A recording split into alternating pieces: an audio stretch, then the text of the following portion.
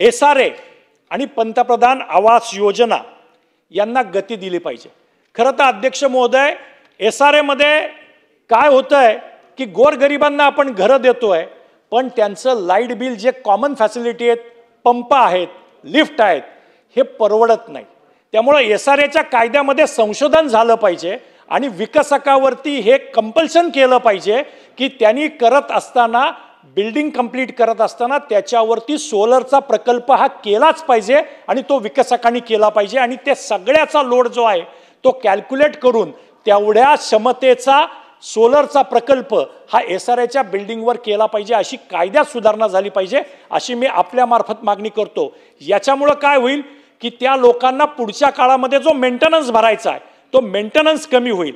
आता काय होतंय, बिल्डर एकदा काम करून जातोय आणि त्याच्यानंतर महानगरपालिका क्षेत्रामध्ये गोगावले साहेब आपल्याला कुठलंच काम करता येत नाही, आमदार निधी सुद्धा त्या SRAच्या स्कीममध्ये वापरता येत नाही आणि मग तिथं ड्रेनेज लाईनचे प्रश्न निर्माण होत आहेत, तिथं आतल्या अंतर्गत सगळ्या कॉन्क्रीटचे प्रश्न निर्माण होत आहेत।